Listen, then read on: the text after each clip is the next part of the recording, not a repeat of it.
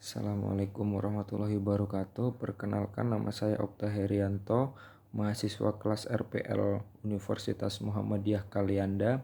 Di sini saya ingin menjelaskan video tentang materi mata kuliah ekonomi manajerial. Oke, saya mulai. Yang pertama, ekonomi manajerial adalah salah satu cabang ilmu ekonomi yang menerapkan teori ekonomi dan perangkat analisis ilmu keputusan untuk membahas bagaimana organisasi dapat mencapai tujuan dengan cara yang paling efisien. Pengambilan keputusan ekonomi manajerial. Prinsip ekonomi manajerial didasarkan dari alokasi terhadap sumber-sumber daya yang langka meliputi manusia, uang, material, dan metode.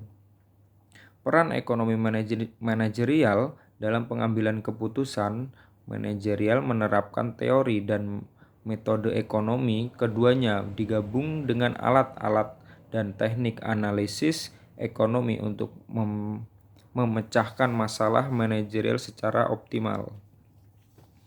Ilmu keputusan matematika dan ekonometrika atau statistika dapat dijadikan sebagai metode keputusan yang bertujuan untuk menentukan langkah optimal perusahaan atau bisnis untuk mencapai tujuan.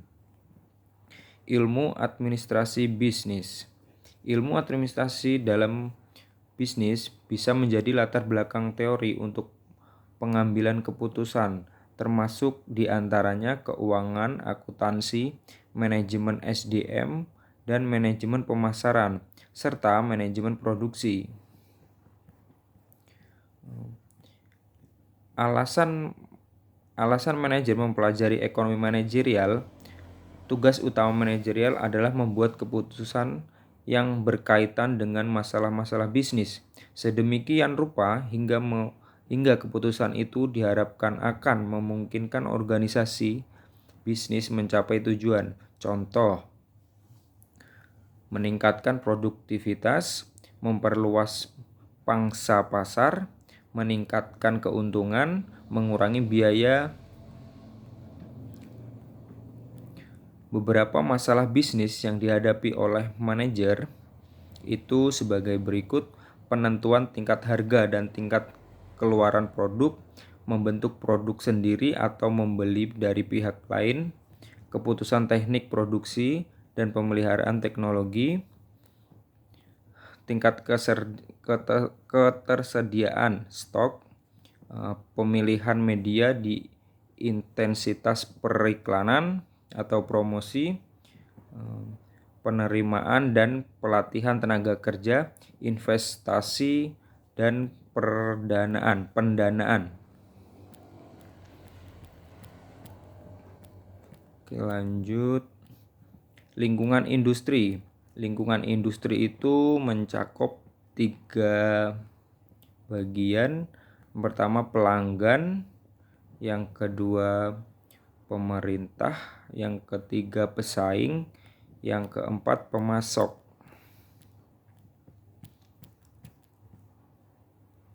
Oke, lanjut.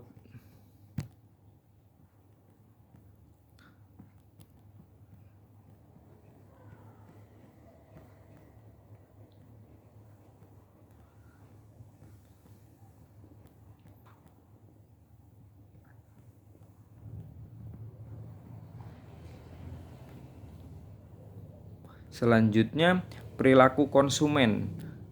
Dalam materi ini, bagaimana seseorang memutuskan membeli barang dan jasa dalam berbagai situasi. Mengapa perilaku memahami perilaku konsumen? Pertama itu pemasar berkewajiban memahami konsumen, mengetahui apa yang dibutuhkan konsumen, mengetahui apa seleranya, bagaimana konsumen mengambil keputusan. Teori konsumen. Teori adalah yang mempelajari bagaimana manusia konsumen itu memutuskan kebutuhannya dengan pembeli, penggunaan barang dan jasa. Perilaku konsumen adalah bagaimana ia memutuskan jumlah barang dan jasa akan dibeli dalam berbagai situasi. Terus, utility adalah rasa, kesenangan, atau kepuasan yang muncul dari konsumsi. Ini merupakan kemampuan memuaskan keinginan dari barang, jasa, dan aktivitas. Pendekatan kardinal, asumsi bahwa keputusan seorang tidak hanya dapat diperbandingkan namun juga dapat diukur. Marginal utility atau of money, konstan, dan marginal utility. Barang-barang konsumsi menurun.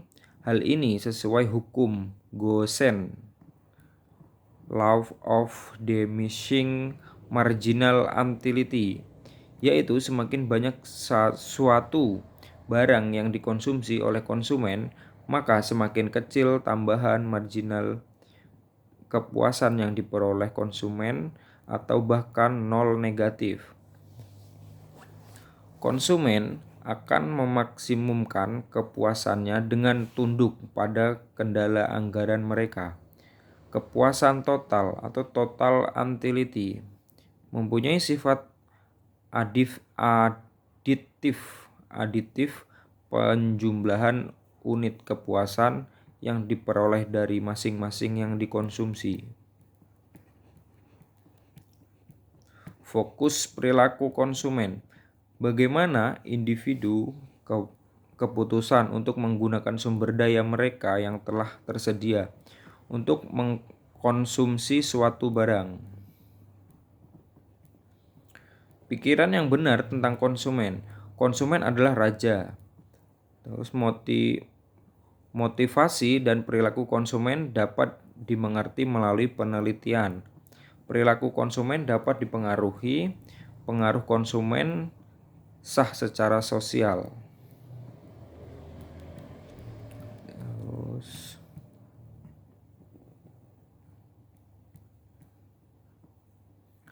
model pengambilan keputusan konsumen. Pertama itu pengaruh lingkungan, perbedaan individu, terus proses keputusan, proses psikologis, dan strategi pemasaran. Lanjut di materi berikutnya.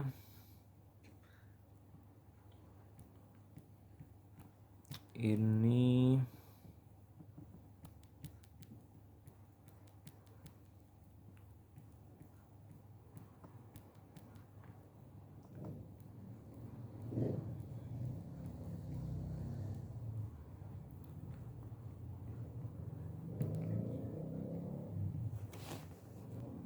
Oke, selanjutnya tentang teori produksi.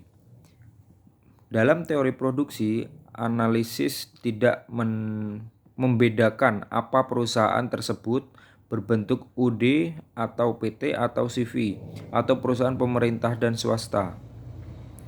Dalam teori produksi, perusahaan dipandang sebagai unit-unit usaha yang mempunyai tujuan yang sama, yaitu mencapai keuntungan yang maksimum.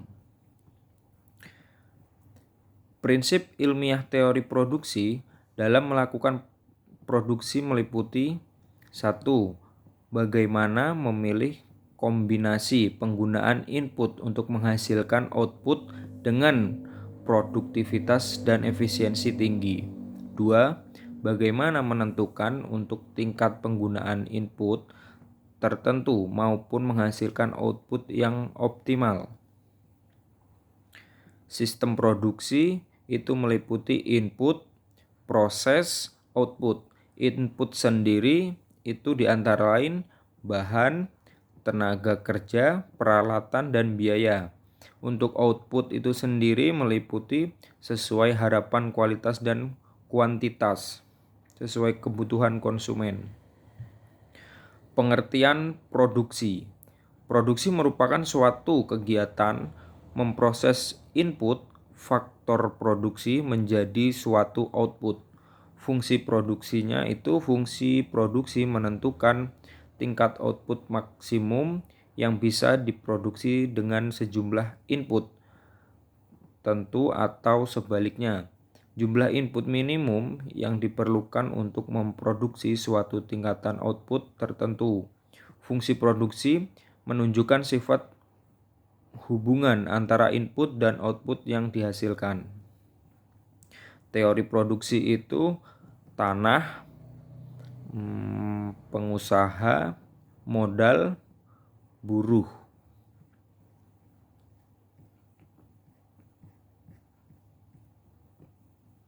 Ada 3 aspek teori produksi.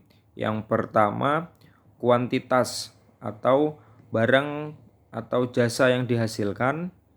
Yang kedua, bentuk barang atau jasa yang diciptakan. Ketiga, distribusi teroptimal dan spasial dari barang atau jasa yang dihasilkan.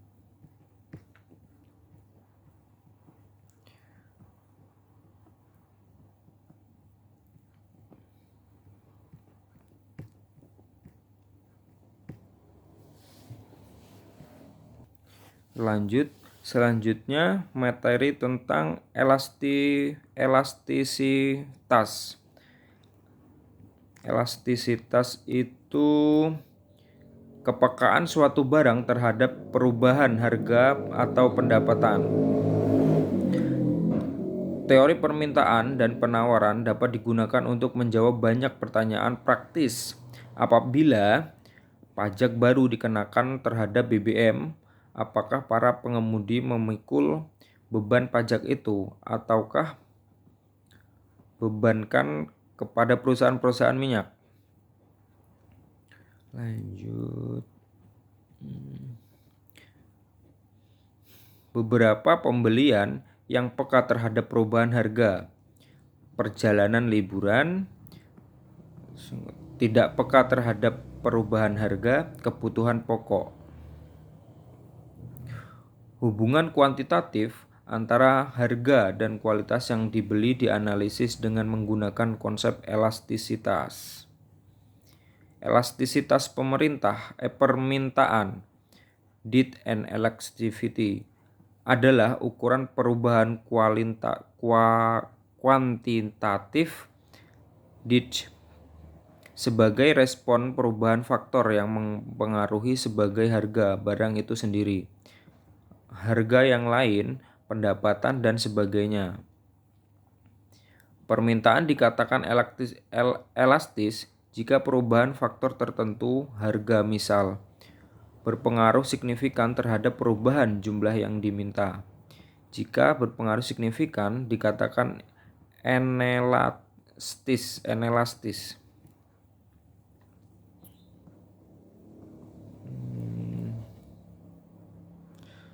Jenis elastisitas pemerintah.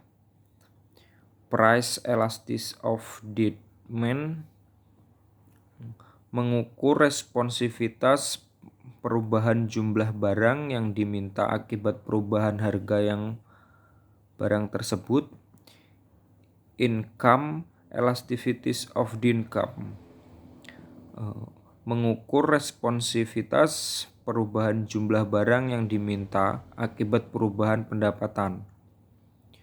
Cross price elasticity of demand, mengukur responsivitas perubahan jumlah barang yang diminta akibat perubahan harga barang lain. Oke,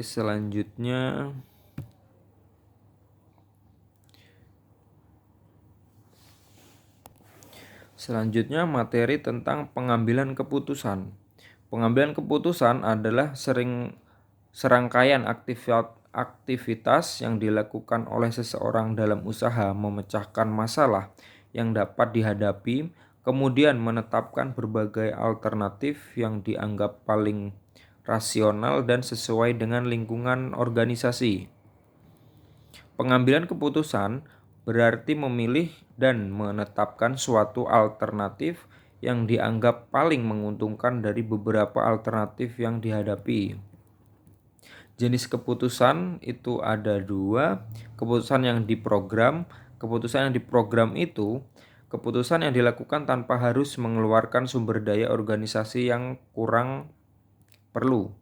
Yang kedua, keputusan yang tidak diprogram. Keputusan yang tidak diprogram itu yang dilakukan tidak tersusun dan bersifat baru, serta tidak ada prosedur yang pasti untuk menanganinya.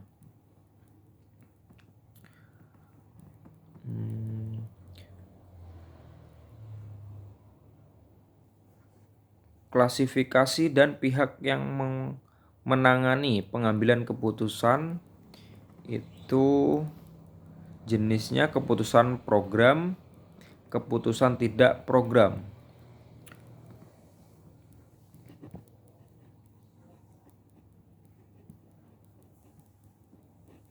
Untuk gaya pengambilan keputusan itu sendiri ada 5 macam.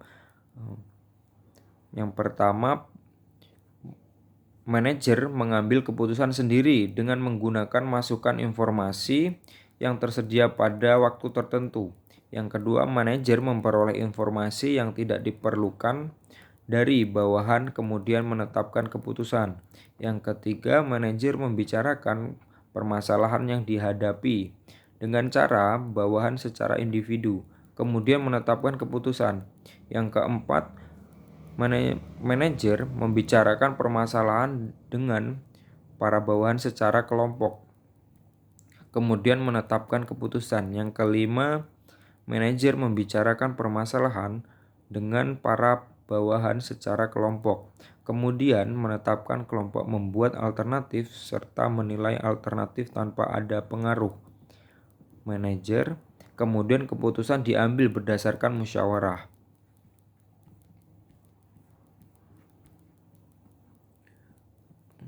Kerangka kerja konsep pengambilan keputusan itu adalah sistem pengambilan keputusan, 2 pengetahuan mengenai keluaran, 3 tanggapan keputusan, 4 deskripsi mengenai pengambilan keputusan, kelima kriteria untuk mengambil keputusan.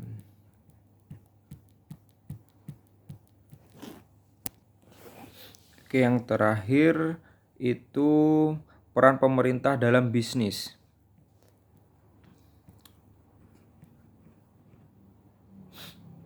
Peran pemerintah dalam bisnis.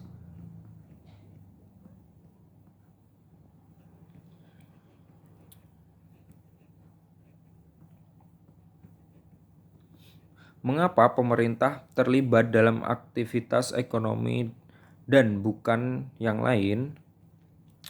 Mengapa ruang lingkup aktivitasnya berubah sepanjang masa dan mengapa ada perbedaan peran pemerintah antar negara-negara? Apakah pemerintah sudah melakukan terlalu banyak? Apakah pemerintah sudah melakukan yang terbaik pada aktivitas-aktivitas tersebut? Dapatkah pemerintah menjalankan peran ekonominya secara efisien? Itu berbagai pertanyaan tentang ekonomi pemerintah dalam bisnis. Peran pemerintah dalam bisnis. 3 fungsi utama pemerintah dalam bidang ekonomi. Yang pertama, efisiensi, yang kedua keadilan, yang ketiga stabilitas. Peran pemerintah dalam ekonomi, regulasi yang pertama, yang kedua alokasi, yang ketiga distribusi, yang keempat stabilitas. Lanjut, 4 instrumen utama pemerintah untuk mempengaruhi perekonomian. Yang pertama, perpajakan atau taxes. Yang kedua, pembelanjaan atau expenditure. Yang ketiga, transfer payment. Yang keempat, regulasi atau peraturan. Peran pemerintah dalam kegiatan ekonomi.